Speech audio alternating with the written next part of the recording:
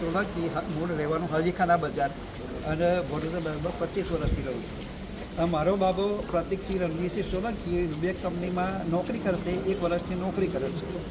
હવે એ બપોરની શિપમાં ગયેલો અને રાત્રે 12:30 વાગે જેવો સવન ચોકડી આવેલો એમ.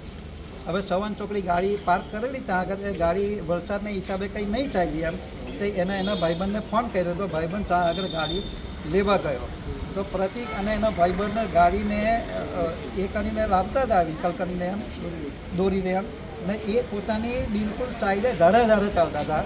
તો ઇનોવા ગાડીવાળો જે અમને જેની હાલતમાં એકદમ હતો, યશ નામ હતું, અને એનો ફોટો બી અમારી પાસે છે, ગાડીના નંબર બી છે અમારે, પ્લેટ નંબર એમ.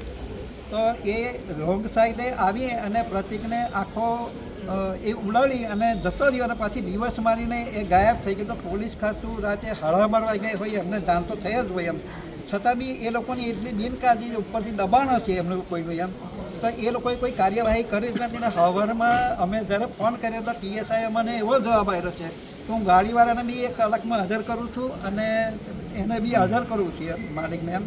પણ અત્યાર લગીને 1-1.5 કલાકનો સમય છે, પણ એ લોકોએ હજુ 8મી તારીખે 9 વાગ્યા પણ કશું જ કર્યું નથી એમ.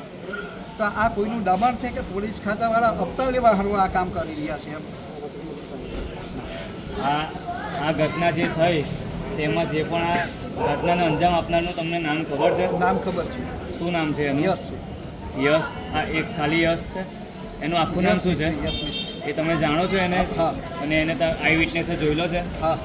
અને ત્યાર પછી આ જે ઘટના થયેલી છે ત્યાં તમે કેમેરા કે એવું કંઈ ત્યાં છે ખરું? આ ઘટના થઈ છે કેમેરા છે, પેલું બરોબર બીજું છે.